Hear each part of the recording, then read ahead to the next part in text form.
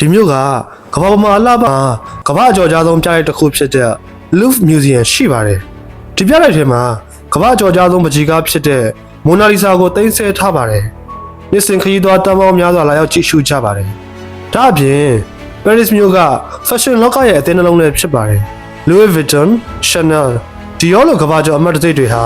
Paris နဲ့အလွန်နီးစပ်တဲ့သမိုင်းရှိပါတယ်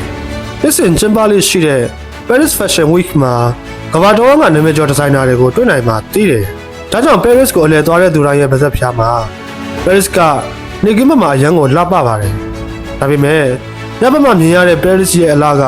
ပိုပြီးမော်ဆန်တယ်ဆိုပြီးတော့ပါ။တကယ်လို့တင်တာ Paris မြို့ကိုရောက်သွားရင် Paris မြို့ရဲ့အလားပတွေကြောင့်ရုပ်ရှင်တွေရောက်သွားသလိုခံစားရမှာသိကြပါတယ်။ Paris ဟာကမ္ဘာအကြီးဆုံးမြို့မဟုတ်ပါဘူး။အချမ်းသာဆုံးမြို့လည်းမဟုတ်ပါဘူး။ဒါပေမဲ့